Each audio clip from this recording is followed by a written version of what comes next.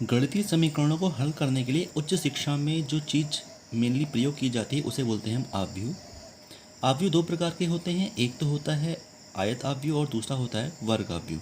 फिलहाल मैं यहाँ पर वर्ग आव्यूह के बारे में डिटेल से बता रहा हूँ। वर्ग आव्यूह क्या होता है? एक ऐसा आव्यूह जिसमें रो और कॉलम, देखो यहाँ पर नॉर्मली m इंटू एन का यूज़ किया जाता है, जहाँ पर m रोज़ को दिखाता है और n कॉलम को दिखाता है। लेकिन क्योंकि रो और कॉलम को दिखाना है इसलिए मैंने r और c का ही यूज़ कर लिया, जिससे पता चल जाएगा r फॉर रो और c फॉर कॉलम।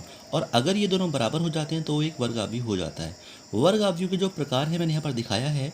वर्ग आव्यूह का मतलब जैसे रो और कॉलम बराबर हो। सबसे पहला हो गया शून्य आव्यूह, जिसमें 3 रो और 3 कॉलम लेकिन सब जगह शून्य होता है, इसलिए तो शून्य आव्यूह बोला जाता है। सामान्य वर्ग आव्यूह, जिसमें कि वहाँ पर कुछ एलिमेंट्स, कुछ अवयव होते हैं जो कि कुछ भी अंक हो सकते हैं। तीसरा हो गया ऊपरी त्रिभुजीय आव्यूह। ऊपरी त्रिभुजीय आव्यूह का मतलब होता है ये किसी भी आव्यूह का मुख्य विकर्ण होता है जब मुख्य विकर्ण के ऊपर सारे अंक शून्य के अलावा कुछ हों और नीचे वाले अंक सारे शून्य हों तो उसको ऊपरी त्रिभुजीय आव्यूह बोला जाता है। अगला है निम्न त्रिभुजीय आव्यूह, जिसमें मुख्य विकर्ण के नीचे के सारे अवयव कुछ हों और ऊपर शून्य होते, उसको बोलते हैं हम निम्न त्रिभुजीय आव्यूह। अगला जो केस है उसमें होता है जब विकर्ण में अशून्य अवयव हों और सारे के सारे अवयव बचे हुए शून्य हों।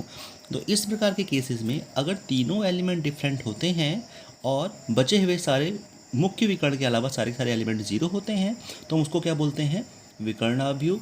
अगला हो गया अगर मुख्य विकर्ण के सारे अवयव की जगह पर 1 लिखा होता है तो इसे बोलते हैं हम एकांक आव्यूह। इसके अलावा सारे जीरो होंगे इसमें।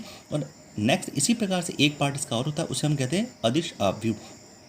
तो अदिश आव्यूह एक ऐसा आव्यूह है जिसमें मुख्य विकर्ण के अवयव 0 और 1 के अलावा कुछ भी हो सकते हैं और शेष सारे के सारे अवयव 0 हो जाएं तो इसको बोला जाता है अदिश आव्यूह।